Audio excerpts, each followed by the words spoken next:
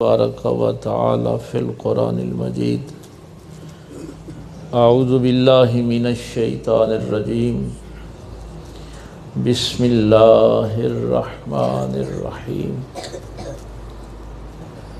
فلا وربک لا یؤمنون حتی یحکموک فیما شجر بینہم ولا یجدوا فی انفسہم حرجا مما قضیت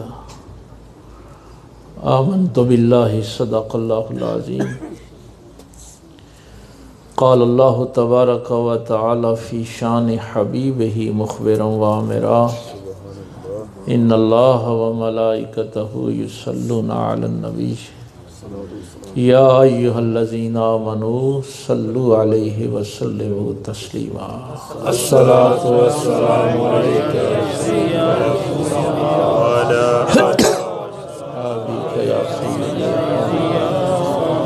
الصلاة والسلام علیکہ یا سیدی یا رحمت اللہ وعلا آلک وصحابک یا حبیب اللہ.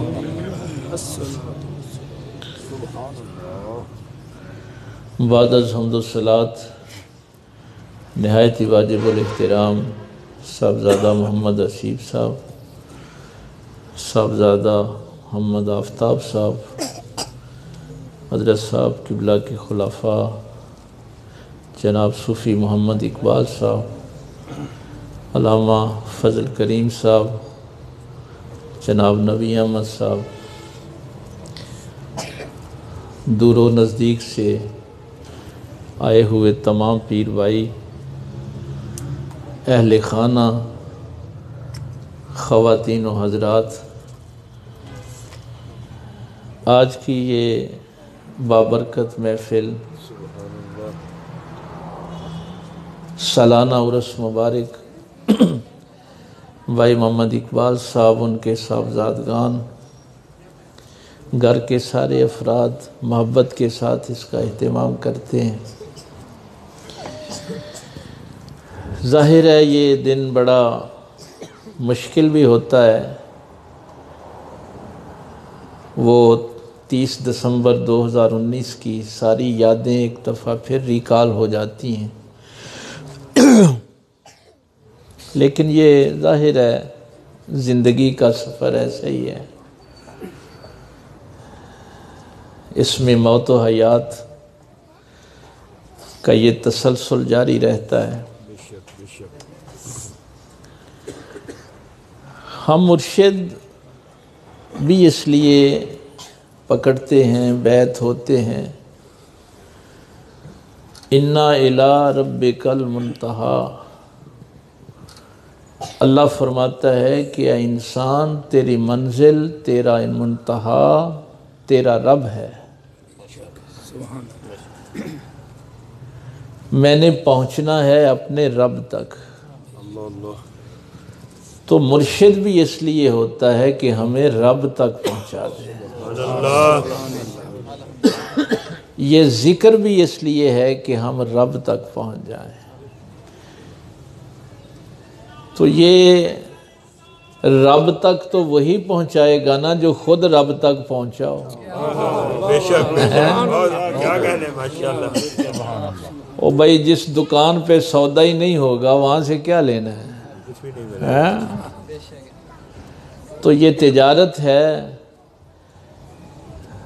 کہ ہم اس دکان سے وابستہ ہیں جہاں سے سودا ہی محبت الہی کا ملتا ہے.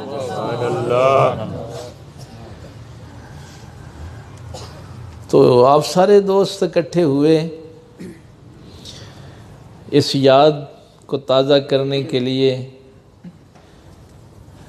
آج میں نے 5ویں پارے سے یہ جو آیا مبارکہ تلاوت کی ہے، ایک خاص مقصد کے لیے کی ہے. وہ مقصد یہ تھا کہ عبادت تو ابلیس نے بھی کی اور فرشتوں نے بھی کی، لیکن ابلیس کی عبادت قبول نہیں ہوئی، مردود ہو گیا نا، رد کر دیا گیا. کوئی سجدہ کام نہیں آیا، کوئی تسبیح و تحلیل کام نہیں آئی۔ یہ نازک مرحلہ ہوتا ہے اور اس کی ہر انسان کو سمجھ ہونی چاہیے کہ ایک بندہ ساری زندگی اپنے باپ کی خدمت کرے اور آخر میں رد کر دیا جائے، ساری زندگی مرشد کی خدمت کرے، کھانے پکائے، سفر کرے اور آخر میں مردود ہو جائے۔ پاک پیغمبر صلی اللہ علیہ وسلم کے پیچھے نمازیں پڑھے، صدقہ و خیرات کرے، جہاد میں حصہ لے اور اللہ دتکار دے۔ کتنا نازک معاملہ ہے۔ واصف علی واصف صاحب نے ایک جملہ کہا تھا، بڑا کمال کا جملہ، آج سے کو 30-35 سال پہلے میں نے پڑھا۔ انہوں نے تبصرہ کیا تھا کہ ابلیس کا معبود تو تھا لیکن محبوب نہیں تھا۔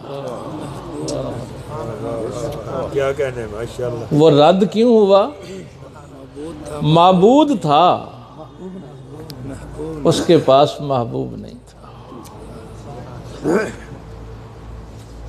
تو جس کے پاس محبوب نہ ہو اس کی ہزاروں سال کی عبادتیں ضائع ہو جاتی ہیں۔ باپ کو بھی باپ نہیں بنانا، محبوب بنانا ہے۔ مرشد کو بھی صرف مرشد نہیں دیکھنا، محبوب۔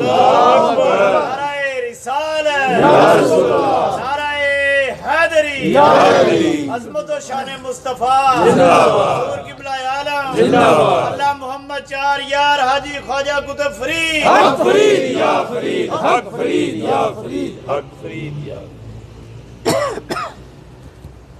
یہ محبوب کون ہوتا ہے؟ یہ بڑی عجیب بات ہے نا کہ ابلیس جس کو سجدے کرتا تھا، عبادت کرتا تھا، تسبیح، اور یہاں تک کرتا تھا کہ فرشتے اس سے دعائیں کرواتے تھے۔ فرشتے آ کے ابلیس سے دعائیں کروایا کرتے تھے، ان کو سبق دیا کرتا تھا، منبر پہ بیٹھ کے درس دیا کرتا تھا۔ اس کا حل ایک دفعہ اشفاق صاحب نے بیان فرمایا، کہنے لگے میرا نواسا تھا چھوٹا سا، تو اس نے مجھے کہا کہ نانا جی محبوب کون ہوتا ہے؟ کہنے لگے بچہ تھا چھوٹا سا، میں اس کو کیا جواب دوں، محبت کے درجے بتاؤں، عشق کے درجے بتاؤں، فلسفہ و منطق کی باتیں بتاؤں، میری سمجھ میں نہیں آتا تھا کہ میں اس بچے کو جواب کیا دوں۔ میں نے اپنی بیوی بانو قدسیہ سے بات کی، اس نے کہا بھئی اس کے سوال کا جواب تو ہمارے پاس بھی نہیں ہے کہ ہم کیا بتائیں محبوب کون ہوتا ہے۔ تو میں یہ دکان سے مجھے بات یاد آئی، کہنے لگے ایک دن ہمیں پتہ چلا کہ ایک کٹیے میں ہی کہیں کوئی فقیر رہتا ہے، وہ تمہیں اس بات کا جواب دے گا۔ تو کہنے لگے ہم دونوں میاں بیوی وہاں چلے گئے، ایک درویش کٹیے میں بیٹھا ہوا تھا، 2-4 بندے، تو میں تو ابھی پیچھے ہی تسمے کھول رہا تھا، تو بانو جو ہے نا وہ واپس پلٹ آئی وہاں کٹیے سے ہو کے۔ تو میں نے کہا کہ سوال کا جواب، اس نے کہا مل گیا، آؤ چلیں۔ تو میں نے کہا کہ اتنی جلدی؟ اس نے کہا ہاں بس میں گئی تھی تو اس درویش نے کہا محبوب وہ ہوتا ہے جس کی بات کا غصہ نہ آئے۔ سبحان اللہ، ہے اور جدہ غصہ آئے نا وہ محبوب نہیں ہوگا۔ کیا کہنے ماشاءاللہ، سبحان اللہ۔ اب یہ بات بچے کو سمجھا لو یا فلاسفر کو سمجھا لو، سبحان اللہ، اس پہ کتابیں لکھ لو یا ایک جملے سے ہی گزارا کر لو۔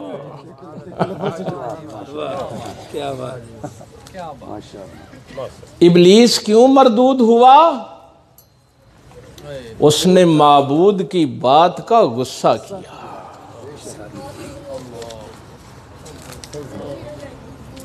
جب معبود نے کہا نا، مالک نے کہا کہ سجدہ کر، تو اس نے اس بات پہ غصہ کیا۔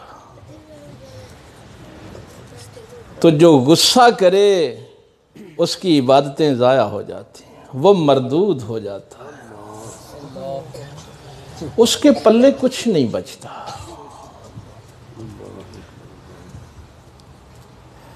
ویسے بڑی عجیب بحث ہے یہ، مفسرین نے بھی لکھی کہ کاٹتے فرشتیاں بھی نہیں کی تھی، ہیں؟ بڑے سخت جملے کہے تھے، نحنو نسبح بحمدک ونقدس لک، تیری تسبیح کے لیے، تیری حمد کے لیے ہم کافی ہیں۔ من یفسد فیہا ویسفک الدماء، یہ زمین پہ جا کے خون بہائے گا، فساد کرے گا۔ بھائی بہت برا بلا کہا تھا انہوں نے انسان کو، فرشتوں نے بھی، لیکن پھر وہ محبوب کیسے ہو گئے؟ یہ بھی بحث بڑی عجیب ہے نا۔ وہ گلاں تے فرشتیاں بھی کیتیاں سن، لیکن جب حکم آ گیا، بس اتنی سی بات، اللہ تعالیٰ نے ان کے سوالوں کا کوئی تفصیلی جواب نہیں دیا، صرف ایک جملہ کہا، انی اعلم ما لا تعلمون، جو میں جانتا ہوں وہ تم نہیں جانتے۔ جو مالک نے فیصلہ کیا ہے نا، جو مالک نے فیصلہ کیا ہے اس کو تم نہیں جانتے۔ اب آگے سے انہوں نے غصہ نہیں کیا، قالوا سبحانک لا علم لنا، یا اللہ تو پاک ہے، واقعی ہمیں علم نہیں ہے۔ اللہ اکبر، یا رسول اللہ، یا علی، زندہ باد، زندہ باد، زندہ باد، سبحان اللہ۔ تو جو مالک کے سامنے اس سٹیج پہ آ جائے کہ مالک بہتر جانتا ہے، میں نہیں جانتا، وہی اصل میں مالک کو محبوب بھی سمجھتا ہے۔ اور ویسے یہ بات ہے بھی بڑی مشکل، ایک کوئی سوکھا کم نہیں کہ جنوں گالاں کڈیاں ہون پھر وہ دے سامنے سجدہ کرنا پہ جائے۔ یہ بھی کوئی کام آسان تو نہیں ہے نا، جس کو فسادی کہا تھا، خون بہانے والا کہا تھا، پتہ نہیں کیا کچھ کہا تھا، لیکن سجدہ کیوں کیا؟ اس لیے کہ ان کا معبود محبوب بھی تھا۔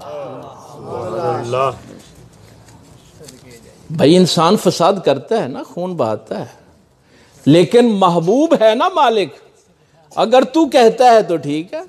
سبحان اللہ، بے شک بے شک۔ یہ آیت بھی میں نے اسی لیے پڑھی کہ جن لوگوں نے صرف نبی سمجھا وہ کسی منزل پہ نہیں پہنچے جب تک رسول کو محبوب نہیں بنایا۔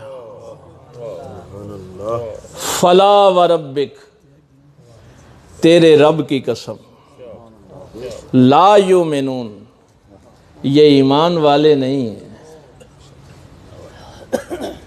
حتی یحکموک فیما شجر بینہم، جب تک یہ اپنے جھگڑوں کے فیصلے تجھ سے نہیں کرواتے۔ فیصلہ کروا کے بھی مومن نہیں ہے۔ میرا محبوب فیصلہ کر دے، حرجم مما قضیت، اور اگر کوئی رسول کے فیصلے کے خلاف دل میں گھٹن محسوس کرے، ہاں یہ قرآن ہے، انکار صرف زبان سے ہی نہیں، ابلیس نے تو زبان سے کر دیا نا۔ قرآن نے کہا میرے نبی کے حکم پہ اگر دل میں بھی گھٹن محسوس کی تو اس نے نبی کو محبوب نہیں بنایا، وہ ایمان والا ہی نہیں ہے۔ اسی لیے ہمارے مفسرین یہاں یہ جملہ لکھتے ہیں کہ منافق ہوتا ہی وہ ہے جو زبان سے کہے کہ آپ اللہ کے رسول ہیں اور دل سے فیصلوں کے خلاف نفرت کرے، غصہ کرے۔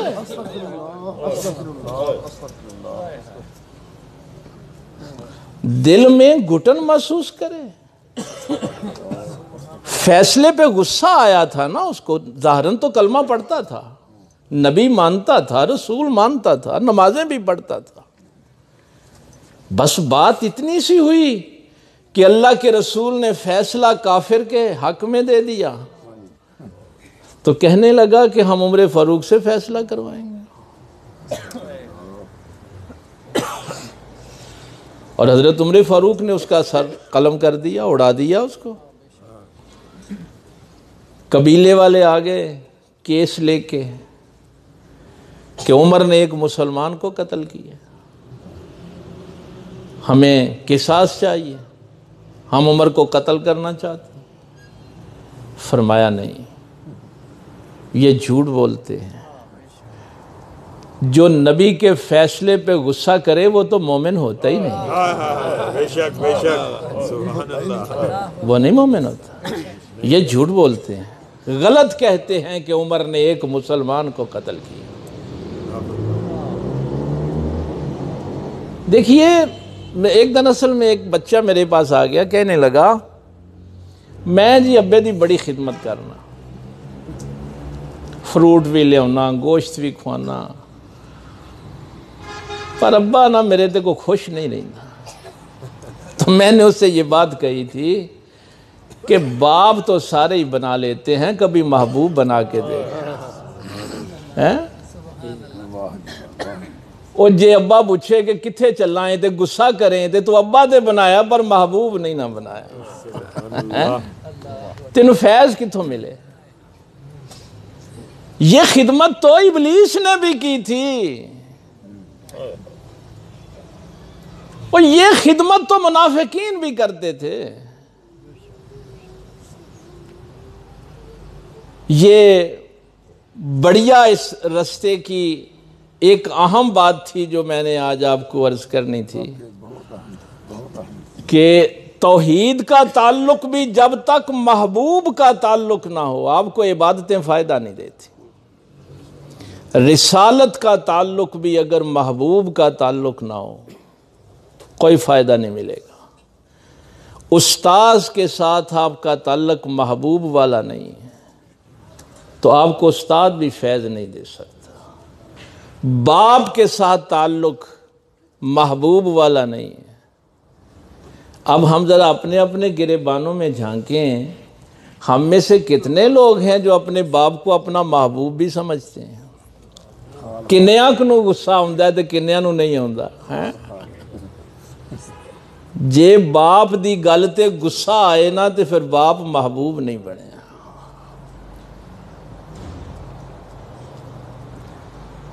اور اگر بیوی اپنے خامد کو محبوب نہ بنائے تو اس گھر سے فساد ختم ہی نہیں ہوتا۔ کیا فرمایا تھا میرے پاک پیغمبر صلی اللہ علیہ وسلم نے کہ اگر اللہ کے علاوہ سجدے کی اجازت ہوتی تو بیوی اپنے خامد کو سجدہ کرتی۔ کیا محبوب بنانے کے لیے یہ جملہ تھوڑا تھا؟ بہت بڑا جی۔ کیوں ہمارے گھروں سے فساد ختم نہیں ہوتا؟ اس لیے کہ یہ جملہ کس نے کہا؟ اللہ کے پیارے محبوب صلی اللہ علیہ وسلم نے۔ اگر ہم نے بھی رسول اللہ کو محبوب سمجھا ہوتا میری ماؤں بہنوں بیٹیوں نے تو گھروں میں فساد کرتی؟ کبھی نہ کرتی۔ تو انہوں نے خاوند تو بنا لیے لیکن محبوب نہ بنائے۔ جنہوں نے محبوب بنایا میرے پاک پیغمبر صلی اللہ علیہ وسلم، چونکہ یہ ایام فاطمیہ بھی ہیں، سیدہ فاطمہ زہرا سلام اللہ علیہا کے ولادت کے دن ہیں، یہ ربیع الثانی کے جمادی الثانی کے۔ پاک پیغمبر صلی اللہ علیہ وسلم بیٹی کو لینے کے لیے گئے ہیں، سیدہ پاک نے پوچھا یہ نبی کا حکم ہے کہ باپ کا حکم ہے؟ سرکار نے فرمایا فاطمہ میں تمہیں لینے آیا ہوں. تو کیا پوچھا کہ یہ نبی کا حکم ہے کہ باپ کا حکم ہے؟ ویسے میں کئی دفعہ اس سٹیج سے چونکہ گزرا ہوں، یہ معاملہ بڑا مشکل ہوتا ہے کہ حضرت صاحب قبلہ باپ بھی ہیں اور مرشد بھی ہیں، اور باپ کے درجے میں کیا کچھ کرنا ہے اور مرشد کے درجے میں کیا کچھ کرنا ہے. یہ بڑا مشکل فیصلے ہوتے ہیں یہ. تو سیدہ پاک نے بھی پوچھا کہ آپ بحیثیت نبی حکم دے رہے ہیں یا بحیثیت باپ؟ تو سرکار نے فرمایا کہ نہیں، بحیثیت باپ تجھے لینے آیا ہوں. تو عرض کی یا رسول اللہ صلی اللہ علیہ وسلم، اگر بحیثیت باپ حکم ہے تو میرا خامد علی گھر پہ نہیں ہے. سبحان اللہ. بھائی فاطمہ تو زہرا سلام اللہ علیہا کا یہ جو مقام ہے جنت کی سرداری ہے، اس لیے کہ انہوں نے خامد کو محبوب بنایا ہے. اگر باپ کا حکم ہے تو پھر میں اپنے خامد کی اجازت کے بغیر باپ کے ساتھ نہیں جا سکتی. کتنی میری ماؤں بہنوں بیٹیوں نے یہ سبق سیکھا ہے. تو کیسے ہمارے گھروں میں امن آئے، سکون آئے، ہمیں تربیت کہاں سے ملے؟ تو میری سرکار صلی اللہ علیہ وآلہ وسلم آلتی پالتی مار کے ادھر فرش پہ بیٹھ گئے. اتنے میں مولا علی حاضر ہوئے. یا رسول اللہ صلی اللہ علیہ وسلم آپ ادھر نیچے فرش پہ بیٹھے. سرکار نے فرمایا میں فاطمہ کو لینے آیا تھا. یا رسول اللہ لے جائیں. فرمایا یہ نہیں مانتی، کہتی ہے میں نے علی کی اجازت کے بغیر نہیں جانا. ہائے ہائے. کتنے لوگوں نے اپنی بچیوں کی یہ تربیت کر کے ان کو رخصت کیا ہے، یہ بتا کے بھیجا ہے کہ جنت کی سرداری سیدہ فاطمہ تو زہرا سلام اللہ علیہ کا پاس ہے. اور ان کا پروٹوکول کتنے لوگوں نے بتایا ہے. یار میں تو وہ روایت پڑھ کے کہ تمام اہل محشر گردنیں نیچی کر لیں، فاطمہ تو زہرا گزرنے لگی ہیں.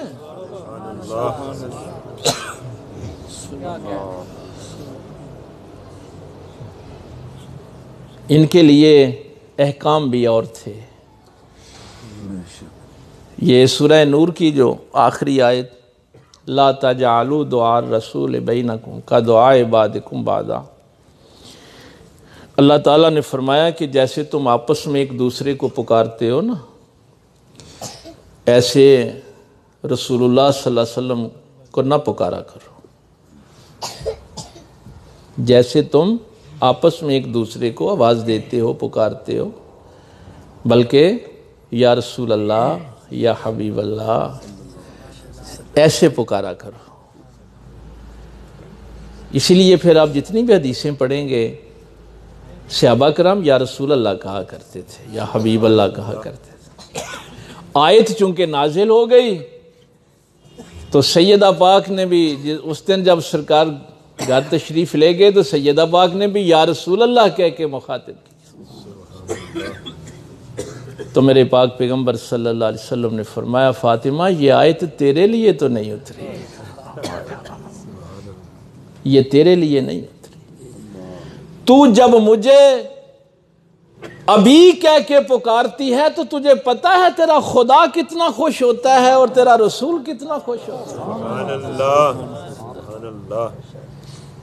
یہ وہ ہستی ہے کہ ساری کائنات کے لیے آیت کا مفہوم اور ہے اور فاطمہ تو زہرا کے لیے اور ہے. سبحان اللہ. تجھے اجازت ہے تو مجھے باپ کہہ کے ہی پکارا کر. یہ آیت تیرے لیے نہیں اتری، لیکن چونکہ حکم تھا کہ مرد کے لیے سب سے زیادہ حق اس کے ماں باپ کا ہے اور عورت کے لیے سب سے بڑا حق اس کے خامد کا ہے. وہ خامد کی اجازت کے بغیر ماں باپ کے ساتھ بھی نہیں جا سکتی. تو عمل کر کے دکھایا۔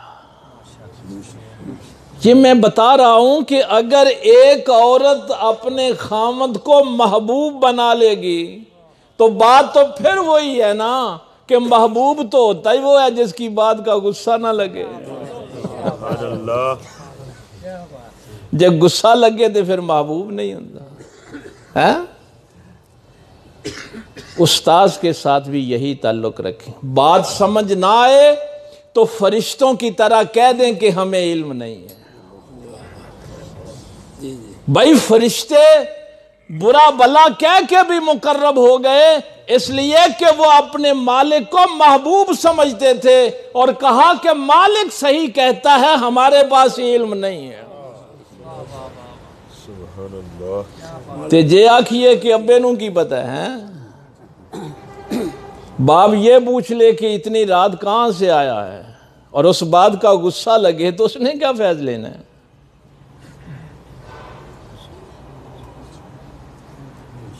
غصہ نہیں آنا چاہیے، نہ اللہ کے ساتھ نہ پاک پیغمبر صلی اللہ علیہ وسلم کے ساتھ۔ یہ جتنے بھی رشتے، اگر میں ان رشتوں کو فردن ڈسکس کروں گا تو ظاہر ہے پھر بہت لمبا وقت چاہیے۔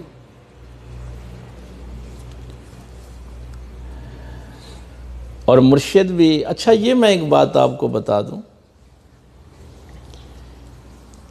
یہ پوری تاریخ میں یہ قرآن کریم کی جتنی بھی تاریخ ہے، یہ بڑی عجیب بات ہے کہ اللہ نے بھی، اللہ کو پتا تو پہلے ہی تھا نا کہ اس نے سجدہ نہیں کرنا، اللہ کے علم میں تھا، اللہ علیم ہے، اس نے یہ جواب دینا ہے، یہ مجھے کیا سمجھتے ہیں اللہ کو اس بات کا بھی پتا تھا،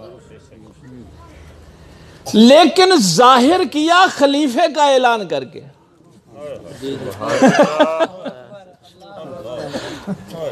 اس سے پہلے ظاہر نہیں کیا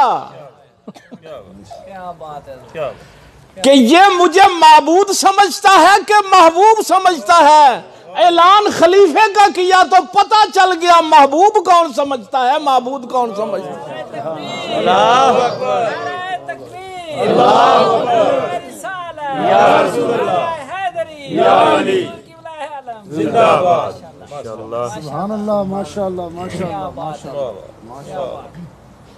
سرکار عمر فاروق کا یہ جو بڑا درجہ لکھا جاتا ہے نا، صحابہ میں ایک ممتاز مقام لکھا جاتا ہے، اس کی بھی وجہ پتہ ہے کیا لکھی؟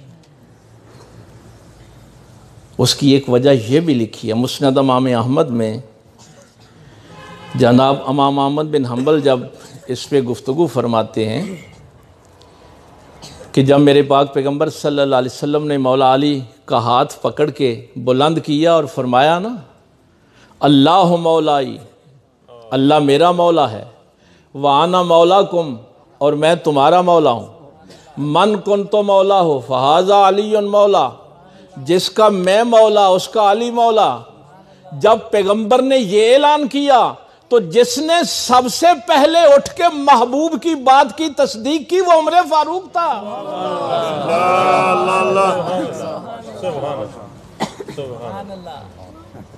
سب سے پہلے اٹھ کے کہا علی آج کے بعد تو میرا بھی مولا ہے۔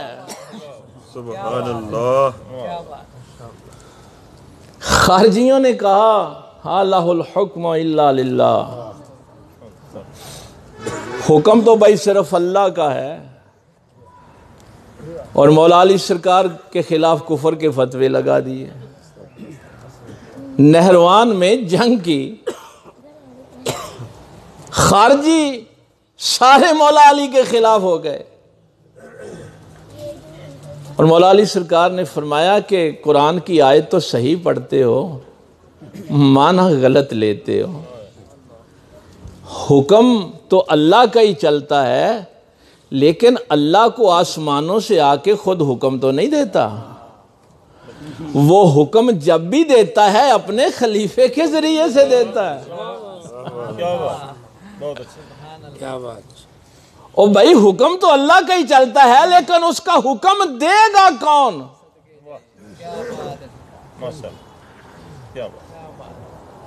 یہ جو بات میں نے ابتدا میں کہی تھی، مرشد کون ہے؟ جو اللہ کا حکم دے تمہیں۔ اور ہمارے سلسلے میں تو یہ ہے بھی بڑی سختی۔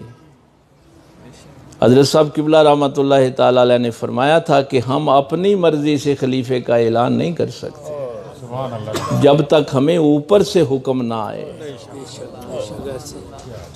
اس لیے کہ اس نے اللہ کا حکم دینا ہے۔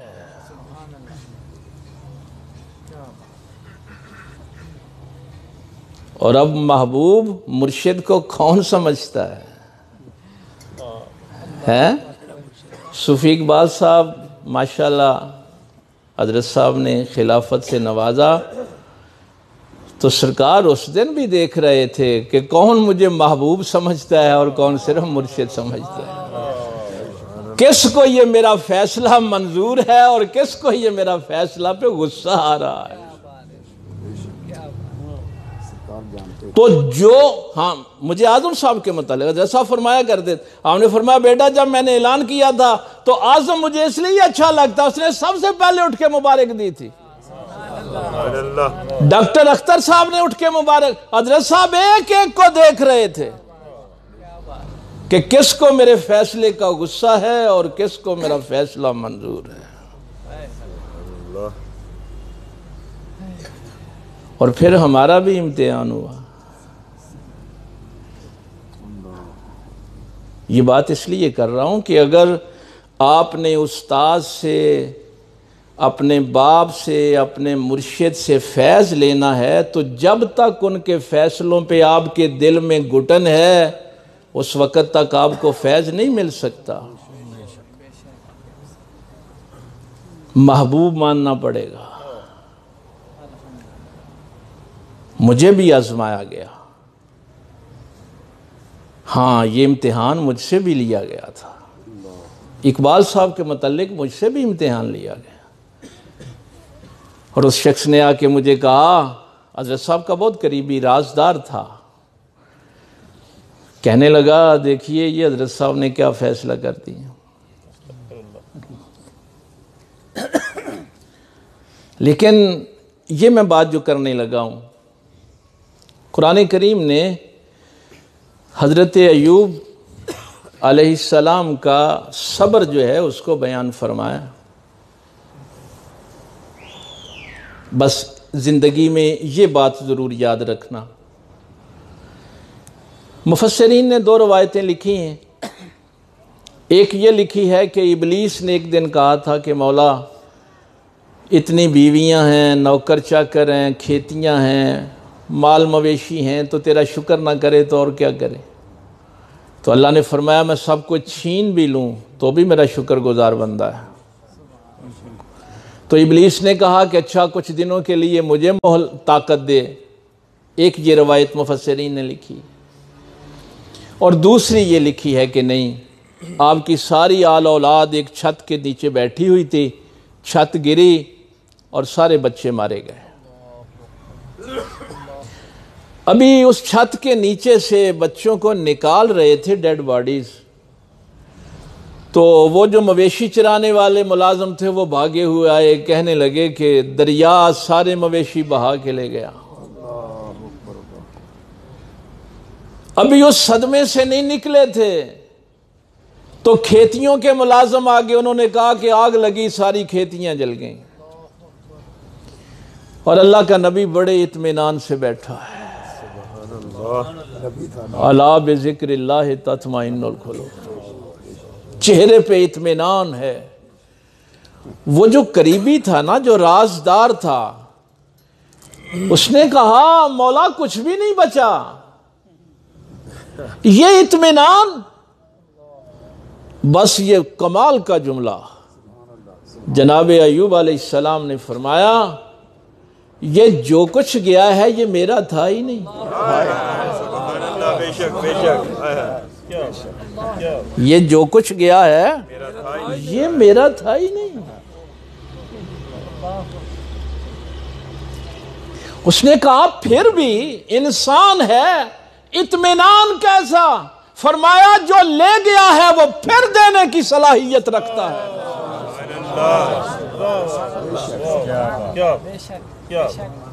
وہ پھر بھی دینے کی صلاحیت رکھتا ہے۔ بے شک بے شک، سبحان اللہ۔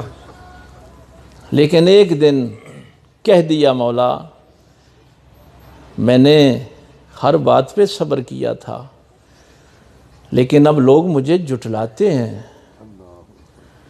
کہتے ہیں اگر یہ اللہ کا نبی ہوتا تو اس کے ساتھ یہ سب کچھ ہوتا، یہ جو تیری دی ہوئی نبوت کو جھٹلاتے ہیں اس پہ صبر نہیں ہوتا۔ تو جبریل امین نے آ کے ایک جملہ کہا کہ اللہ پوچھ رہا ہے کہ پہلے جو تو نے صبر کیا ہے خود کیا ہے؟ کہا مولا معاف کر دے، تیری توفیق کے ساتھ ہی کیا، پہلے بھی جو صبر کیا ہے تیری توفیق کے ساتھ کیا، مت کہنا کہ میں نے صبر کیا، اگر میں توفیق نہ دیتا تو کیا کر لیتا۔ کیا بات ہے، کیا بات ہے۔ ہم بھی اگر امتحانوں میں سے گزرے تو اس کی توفیق کے ساتھ گزرے، ورنہ ابلیس کے وسوسے ہاں وہ بہت سخت ہوتے ہیں، بڑے بڑے لوگ پھنس جاتے ہیں، لیکن بہرحال امتحان لیا گیا۔ وہ دیکھو جی یہ حضرت صاحب نے کیا فیصلہ کر دی، اب یہ آستانہ ادھر چلا جائے گا۔ جو وہ باتیں ہو سکتی تھیں کی کئی لوگوں نے کہا کہ یہ صحیح فیصلہ نہیں ہوا، ہم سے بھی پوچھا گیا، ہم نے کہا کہ آپ کی مہربانی، آپ نے جو کچھ کہنا تھا کہہ دیا، اگر مرشد کہیں گے نا کہ سنبڑیال جانا ہے تو ہم ساری زندگی سنبڑیال جائیں گے، ہم اس لیے کہ ہم اپنے مرشد کے فیصلے کو غلط نہیں کہتے۔ جو فیصلے پہ غصہ کھائے نا اس کو نہیں پتا محبوب کیا ہوتا ہے۔ بے شک بے شک، کیا کہنا۔ کئی لوگوں نے مجھے کہا 2004 میں جب میں نے پسرور مکان بنایا تھا، یہ ارلے کونے پہ 5 اینٹیں رکھی حضرت صاحب قبلہ نے، مصری خود حیران تھا، مٹھائی خود تقسیم کی، میں خود حیران تھا کہ مثلا باقی سارے بھائی ادھر ہیں، مجھے اکیلے کو یہاں، اور پھر ہر مہینے جا کے چھٹی شریف کا ختم، اور پھر محفلیں وہاں، آپ سارے دوست جاتے رہے محفل سماع کروانا۔ 11 ربیع الاول کو ادھر محفل ننگل شریف میں ہونی تھی، لیکن 8 ربیع الاول کو ادھر محفل کروانی، اور ساتھ کہنا کہ میں پیسے لے کے آیا ہوں۔ رجب کو، یکم رجب کو چونکہ والدہ صاحبہ کا وصال ہوا تھا تو 6 رجب کو حضور خواجہ غریب نواز کا عرس، وہ بھی آپ پروگرام پہ جاتے رہے۔ اس وقت بھی مجھے کچھ لوگوں نے کہا کہ یہ حضرت صاحب نے کیا فیصلہ کیا، اور وہ دن میں نے بڑے مشکل گزارے، یقین جانیے 2010 تک بہت مشکل دن تھے، لیکن وہ مشکل اس لیے گزر گئی کہ محبوب نے جو فیصلہ کیا ہے ٹھیک کیا۔ اگر ان کی یہ مرضی ہے کہ میں ادھر رہوں تو میں کون ہوتا ہوں کہنے والا کہ نہیں میں نے ادھر ہی رہنا ہے۔ تو وہ راندہ درگاہ ہو جاتا ہے، وہ اللہ کی بارگاہ ہو، وہ رسول اللہ صلی اللہ علیہ وسلم کی بارگاہ ہو، وہ استاذ محترم کی بارگاہ ہو، وہ مرشد کی بارگاہ ہو، وہ والدین کی بارگاہ ہو، اگر آپ کا محبوب کا تعلق نہیں ہے تو آپ کبھی کامیاب نہیں ہو سکتے۔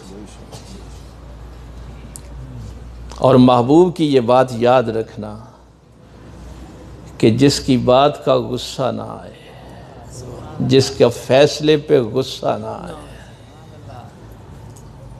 ابو بکر صدیق کیوں محبوب ہو گئے؟ عقل تو یہی کہتی ہے، پہلا جواب تو یہی تھا۔ اور جب ابو جہل نے جا کے دروازہ کھٹکھٹایا تھا کہ اگر کوئی یہ کہے کہ وہ راتوں رات مسجد حرام سے مسجد اقصی تک اور پھر 7 آسمان اور پھر عرش کی سیر کر کے تھوڑے سے وقت میں واپس بھی آ گیا ہے تو مان لے گا؟ تو کہا کہ نہیں، عقل تو نہیں مانتی، مہینوں کا سفر تو یہ ہے۔ ابو جہل بڑا خوش ہوا کہ یہی ہر پاسے ابو بکر صدیق ہی کھلو جاندہ ہوندا سی، آج قابو آ گئے ہیں۔ انہیں کیا پھر جڑا تیرا نبی ہے نا انہیں گل لڑ کے آکھی، فرمایا جب محبوب نے آکھی ہے تو صحیح ہے۔ اللہ کیا بات ہے، یا رسول کیا بات ہے۔ او بھائی عقل وچ آئے نہ آئے، محبوب دے سامنے آکھنے لا علم لنا۔ امجد صاحب اس بات کے گواہ یہ کہتے ہیں کہ میں اس دن دبا رہا تھا، کہہ رہے تھے کہ لوگ منوں پیر بھی مان دینے دے حکم ہی نہیں مننا ہے۔ نہیں، کبھی بھی زندگی میں، یہ زندگی بہت تھوڑی ہے۔ آج 3 سال ہو گئے حضرت صاحب کو اس دنیا سے رخصت ہوئے،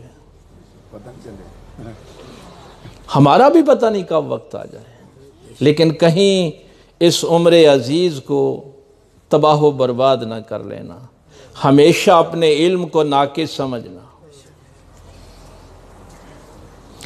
امتحان میں ایک اپنا اور بتاؤں تمہیں، میں لاہور سے 2 نعت خانوں کو دعوت دے من سعید ہے ایک کو بندے دونوں دعوت دے وے کیا ہو بھائی محفل ہے ساڑھے کار تے اقبال صاحب کہن کہ میں دینا دی نعت ہی نہیں بنانی تے ہن سعید نو چڑھ جے گسا ہیں یہ مطلب ہے نے پھر باپ نو اجے محبوب نہیں سمجھے ہیں۔ وہ جب آگے نا دونوں نعت خان تو حضرت صاحب ادھر سٹیج پہ بیٹھے کہنے لگے بیٹا ٹائم کافی ہو گیا ہے، قاضی یوسف صاحب دی تقریر شروع کراؤ۔ ہیں میں کہا ٹھیک ہے تو ٹائم ہو گیا قاضی صاحب دی، اب سرکار دیکھ رہے ہیں کہ یہ غصہ تو نہیں کرتا کہ ہن میرے پرونے آئے نے تے کی میرے ابے نے کی آگ چھڑیا ہے، نہیں ہم نے دل سے قبول کیا، ہم نے کہا کہ نہیں جو حضرت صاحب نے کہا ٹھیک ہے میں ان کو راضی کر لوں گا جیسے بھی کروں۔ اب تقریر ختم ہوئی پھر مجھے بلایا کہنے لگے بیٹا نعت پڑھا لیں۔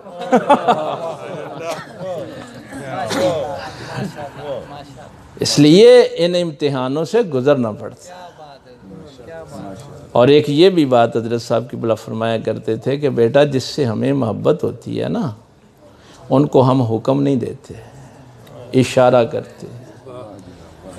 اور جب ادھر پسرور میں بھی میرے پہلی دفعہ جب گئے تو بس یہی کہا بیٹا تیرے دادا مرشد چھٹی شریف دا ختم تو آندے سے، مجھے نہیں کہا بس اتنا کہا تیرے دادا مرشد چھٹی شریف دا ختم تو آندے، میں کہا حضور ہر مہینے ہو جائے گا۔ اور یہ بات شاید پہلے بھی کسی موقع پہ میں نے آپ سے عرض کی تھی کہ جو حکم مانے وہ بھی فرما بردار نہیں ہوتے، جو حکم مانے نا آج کل اولاداں نو یہی پریشانی ہے نا آئی حکم ماننے، جو حکم مانے وہ بھی فرما بردار نہیں ہوتے، جو خواہش کو حکم سمجھیں وہ فرما بردار ہوتے۔ اگر میرے مرشد کی خواہش یہ ہے کہ صوفی اقبال جو ہے وہ میرا نمائندہ ہے، فضل کریم میرا نمائندہ ہے، نبی احمد میرا نمائندہ ہے، اور وہ کون سا مرید ہے جو کہے کہ مجھے پیشوا کی خواہش کا یہ احترام نہیں ہے؟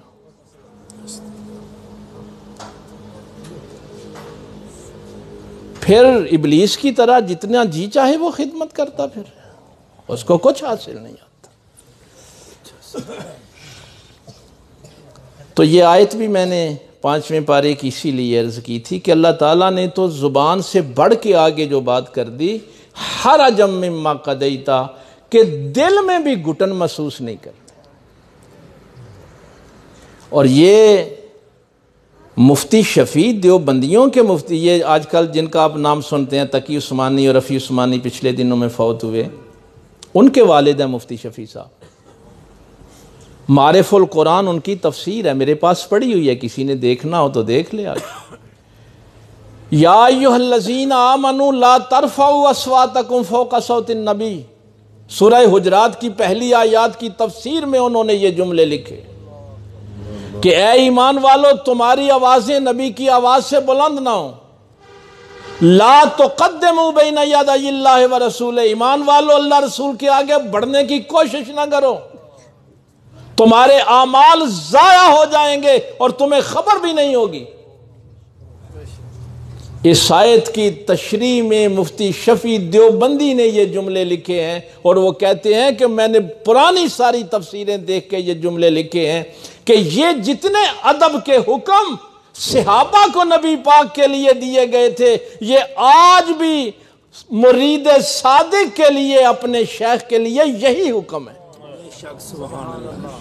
اس لیے کہ اس کے شیخ نے اس کو اللہ کا حکم دینا ہے، نہ اپنے شیخ سے آگے بڑھنے کی کوشش کرے کہ فیصلہ غلط ہو گیا۔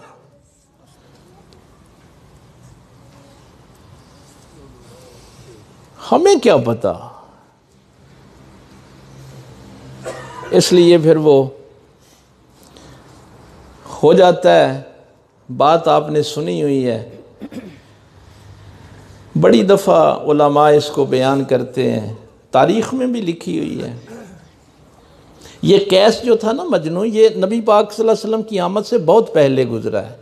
یہ عرب شاعر استعارے کے طور پہ لیلا مجنوں کے یہ قصے بیان کیا کرتے تھے۔ یہ حضور کی بعثت کے بعد کے نہیں ہیں، یہ پہلے کے ہیں۔ تو وہ لہو دینے والی تو آپ نے سنی ہوئی ہے نا، چوریاں کھان والے تو مجنوں بڑے بن گئے سن، تو ایک دن انہوں نے آکھیا ہن لہو دی لوڑ پہ گئی، تو پھر وہ اصل جو تھا ہاں وہی سامنے آیا نا۔ چوریاں کھان والے تو کہنے لگے فیصلہ غلط ہے، اسی ہن لہو تو نہیں دے سکتے نا۔ اب وہ لہو کی ضرورت تھی۔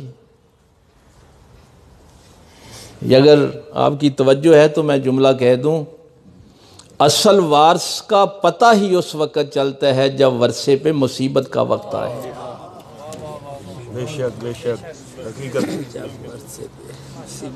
جب ورثے پہ مصیبت کا وقت آتا ہے تو پھر کوئی کتنی قربانی دیتا ہے، کون اپنا حق چھوڑتا ہے۔ کربلا میں اصل وارث ہی قربانی کے لیے نکلے تھے۔ سبحان اللہ، بے شک۔ ورثے پہ مصیبت کا وقت آیا تھا تو پھر ہی اصل وارث نکلتے ہیں، باقی تو بڑے وارث ہوتے ہیں۔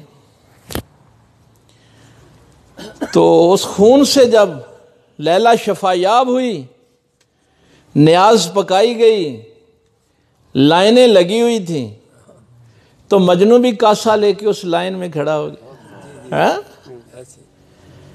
اب جب وہ قریب گیا تو اس کا کاسا پھینک دیا گیا، اس کو دھکے دیے گئے۔ لوگوں نے کہا اس لیلا کے لیے تو نے خون دیا تھا، اپنا آپ برباد کر لیا، ساری دنیا کو خیرات مل گئی، تیرا کاسا پھینک دیا گیا۔ اس نے کہا اس نے جو فیصلہ کیا ٹھیک کیا،